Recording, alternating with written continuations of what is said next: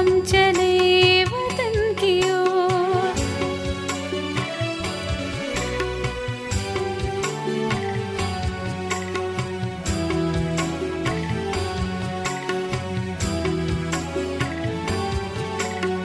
मन तोड़ता ही जाए बिन पूछे बिन बतलाए।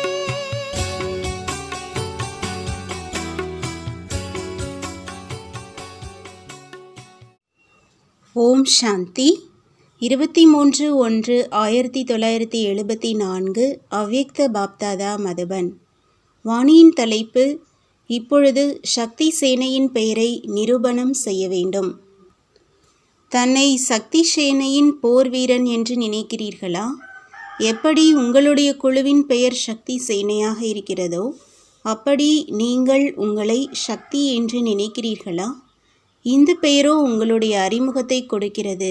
ஏனென்றால் இது காரியத்தின் ஆதாரத்தில் இருக்கிறது. சக்தி சேனையின் அர்த்தமாவது அனைத்து சக்திகளும் நிறைந்த ஆத்மாக்களின் குழு ஆகும். எப்படி பெயர் தன் அறிமுகத்தை நிரூபிக்கிறது என்றால் அதேபோல் நடைமுறையில் காரியமும் இருக்கிறதா என்ற கேள்விதான் எழுகிறது. அனைத்து சக்திகள் நிரம்பியவராக ஆவதற்கான வழியை கூறிக்கொண்டே எப்பொழுதும் தந்தை பெயர் என்ன மற்றும் தந்தையின் மகிமை என்ன என்ற இதை நினைவில் வைத்துக் கொள்ளுங்கள் என்று பாபா கூறினார். அதன் பிறகு எது தந்தையின் காரியமோ அதுவே என்னுடைய காரியமாகவும் இருக்கிறதா என்று சிந்தியுங்கள். ஒருவேளை தந்தையின் பெயரை நிரூபிக்கக்கூடிய காரியம் செய்யவில்லை என்றால் தந்தையின் பெயரை எப்படி புகழடையச் செய்வீர்கள்? தந்தையின் மகிமையாக சர்வசக்திவான் என்பது இருக்கிறது. அதே போலவே என்னுடைய சுரூபமும் இருக்கட்டும் என்று யோசியுங்கள். ஏனென்றால் தந்தையின் மகிமையின் அனுசாரமாகத்தான் தன்னுடைய சொரூபத்தையும் உருவாக்க வேண்டும். தந்தை சர்வசக்திவானாக இருக்கிறார் மற்றும் குழந்தைகள் சக்தியற்றவர்கள். தந்தை ஞானம் நிறைந்தவராக இருக்கிறார் மற்றும் குழந்தைகள் படிப்பற்றவர்களாக இருக்கிறார்கள் என்றால் இது அழகாக இருக்குமா? ஒவ்வொரு நொடியும் முன்னேறும் கலையின் பக்கம் இருக்கிறதா என்று இதை பார்க்க வேண்டும். ஒரு நொடி முன்னேறும் கலைக்கு பதிலாக நிற்கும் கலையாக இருக்க வேண்டாம். இறங்கும் கலைக்கான விஷயமோ இல்லவே இல்லை. நீங்கள் வழிகாட்டிகள்.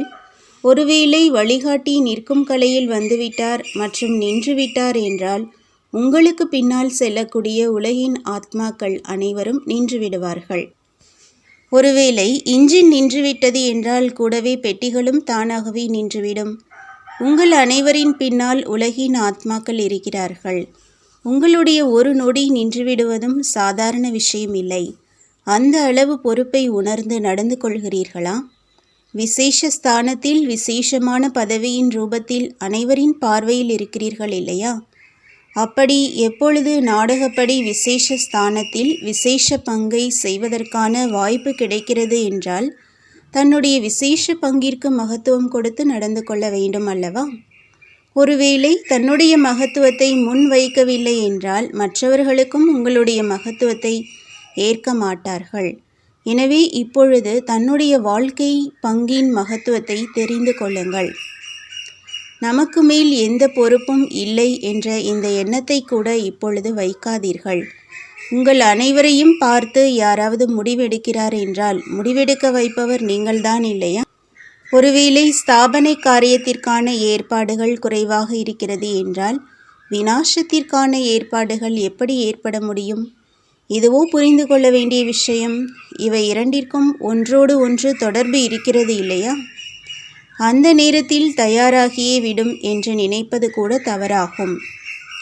ஒருவேளை வெகு காலமாக மகா விநாசத்தை எதிர்நோக்குவதற்கான ஏற்பாடுகள் செய்வதற்கான பயிற்சி இல்லை என்றால் அந்த நேரம் வெற்றி அடைய முடியாது.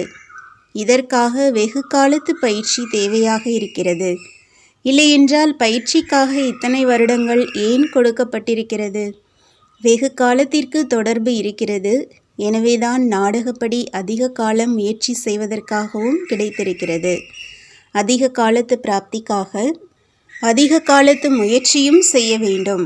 அந்த மாதிரி வெகு காலத்து முயற்சி இருக்கிறதா? அறிவியலை சேர்ந்தவர்களுக்கு மகா விநாசத்திற்கான கட்டளை இடலாமா? ஒரு நொடிக்கான விஷயமே தான். சமிக்ஞை கிடைத்தது மற்றும் செய்தார்கள். அந்த மாதிரியே சக்தி சேனையும் தயாராக இருக்கிறதா? எப்பொழுதுமே ஆத்ம அபிமானியாக இருங்கள் என்பதுதான் ஒரு நொடியின் சமிக்ஞை ஆகும். கொஞ்ச காலத்திற்காக இல்லை, சதா காலத்திற்காக அப்படி ஆகிவிடுங்கள். அந்த மாதிரி சமிக்ஞை கிடைக்கிறது என்றால் நீங்கள் ஆத்ம அபிமானியாக ஆகிவிடுவீர்களா அல்லது அந்த நேரம் சாதனத்தை தேடுவீர்களா? ஞான பாயிண்ட்ஸ்களை யோசிப்பீர்களா அல்லது தன்னை ஸ்திரமாக்குவதற்காக முயற்சி செய்வீர்களா? எனவே இப்பொழுதிலிருந்தே அந்த மாதிரி முயற்சி செய்யுங்கள். இராணுவத்தினருக்கோ திடீரென்றுதான் கட்டளை கிடைக்கும் அல்லவா? நீங்களாகவே உங்களுக்கான புரோகிராமை தயாரியுங்கள்.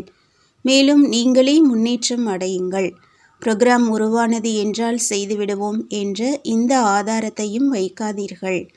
பட்டி உருவாகிறது என்றால் 3 நாட்களை மிக நன்றாக கழிப்பீர்கள். இதிலேயோ குழுவின் சகயோகம் கிடைக்கிறது. ஆனால் இந்த ஆதாரமும் இருக்க வேண்டாம். சில நேரம் சகயோகம் கிடைக்க முடியும் மற்றும் வேறு சில நேரம் சகயோகம் கிடைக்க முடியாமலும் இருக்கும். செய்யும் பயிற்சி எதன் ஆதாரத்திலும் இருக்கக்கூடாது. ஒருவேளை வாய்ப்பு கிடைத்துவிட்டது என்றால் நல்லதேதான். கிடைக்காத போதிலும் பயிற்சி செய்வதிலிருந்து விலகக்கூடாது. புரோகிராமின் ஆதாரத்தில் தன்னுடைய முன்னேற்றத்தின் ஆதாரத்தை உருவாக்குவது என்ற இதுவும் பலவீனம்தான். இதுவோ அனாதி புரோகிராம் கிடைத்திருக்கிறது இல்லையா? அதை ஏன் நினைவு வைத்து கொள்வதில்லை? ஒவ்வொரு நேரமும் பட்டியில் இருக்க வேண்டும் என்ற இந்த அனாதி புரோகிராமோ கிடைத்திருக்கிறது இல்லையா? நல்லது. எப்படி தன்னுடைய பெயரோ அப்படி காரியம் செய்யக்கூடிய தந்தையின் பெயரை புகழடைய செய்யக்கூடிய ஒரு நொடியில் கிடைக்கும் கட்டளைப்படி தயாராகக்கூடியவர்களுக்கு, ஆதாரம் இல்லாமல் முயற்சி செய்யக்கூடிய ஆன்மீக போர் வீரர்களுக்கு பாப் தாதாவின் அன்பு நினைவுகளும் நமஸ்காரமும். ஓம் சாந்தி.